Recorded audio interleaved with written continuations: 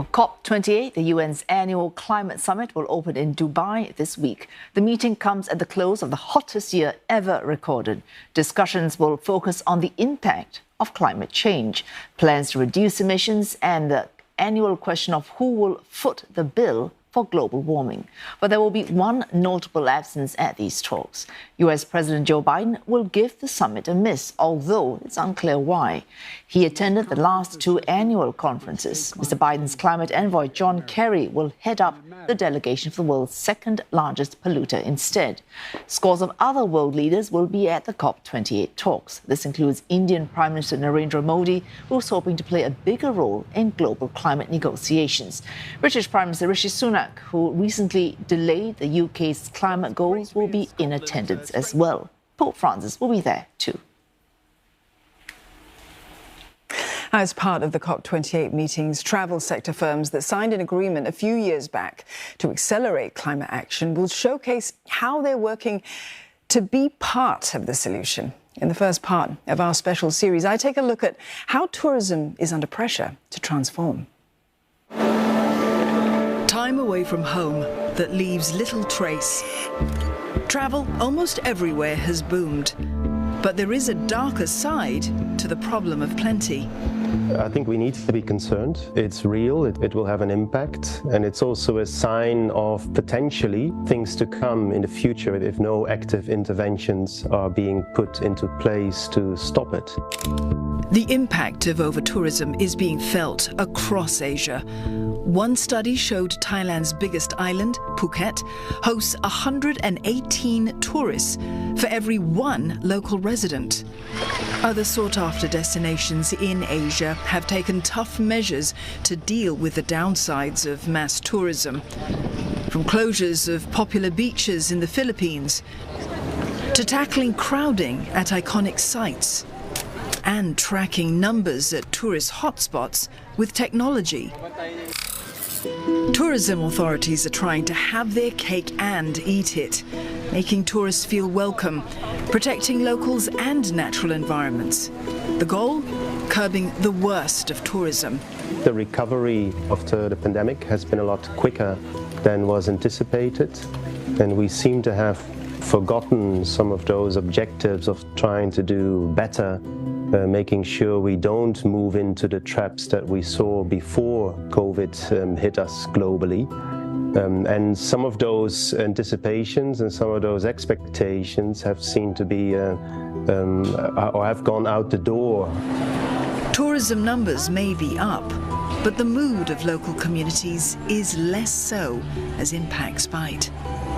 Japan is on the short list for many people now, and a lot of people are now searching for destinations that are not widely known. In the perfect world, it is best to have a sustainability policy in place where management is taking place to control not only the number of visitors, but also telling them the code of conduct and spending more time on the management, like to measure and is it really happening on the ground, rather than spending on the promotion, because a lot of the destinations are still have the huge budget for promotion, but when they do come, they play like as if they are not responsible for creating themselves a destination for over-tourism.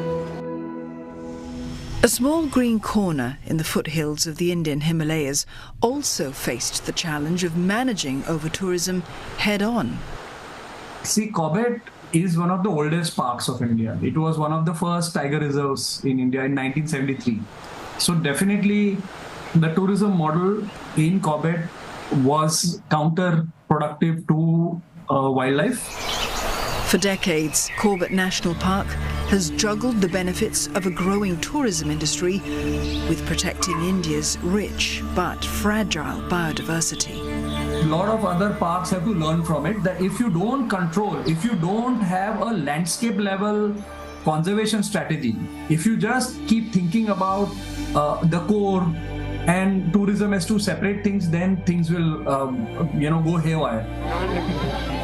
Hunter-turned-conservationist Dilip Khatau was dedicated to striking a balance between revenue and responsibility.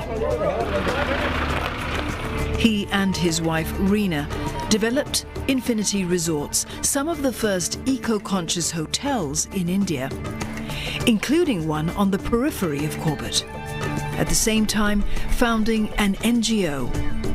One of its key focus areas, improving the lives of thousands of villagers living in and around the national park. What really was so important to him about wildlife was he grew up around it, and it was something that kind of made his childhood what it was, right? And when he went out, he was an industrialist, as you know, set up lots of businesses and companies. And he came back to India and he realized that seas of forest with little pockets of humanity had changed into seas of humanity with little pockets of forest. And I think that's where he realized he had to conserve what was left. And what was left included a species on the brink of extinction. Corbett is home to 90% of the last remaining wild tigers on the planet. It hasn't escaped the impact of India's population density.